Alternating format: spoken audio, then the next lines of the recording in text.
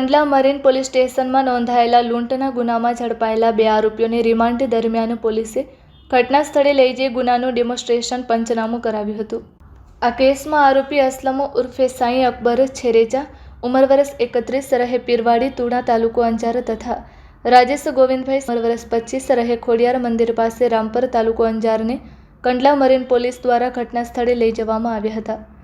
તારીખ 16 ઓગસ્ટે બનેલી ઘટનામાં ઘરમાં એકલી રહેલી મહિલાને ઓશિકાથી મોઢું દબાવી જાનથી મારી નાખવાની ધમકી આપી રોકડ મોબાઈલ સહિતની વસ્તુઓની લૂંટ કરવામાં આવી હોવાનો આરોપ છે।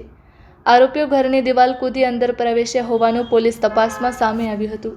પોલીસે ટેકનિકલ એનાલિસિસ તથા હ્યુમન ઇન્ટેલિજન્સના આધારે ગણતરીના કલાકોમાં બંને આરોપીઓને ઝડપી પાડ્યા હતા।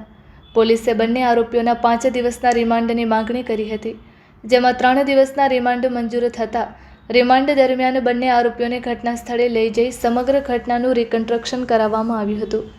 આ સમગ્ર કાર્યવાહી પીઆઈ એમપી વસાવાના માર્ગદર્શન અને નેતૃત્વ હેઠળ પીએસઆઈ વાયપી ગોહિલ સહિત કંડલા મરીન પોલીસ સ્ટાફ દ્વારા હાથ ધરવામાં આવી હતી।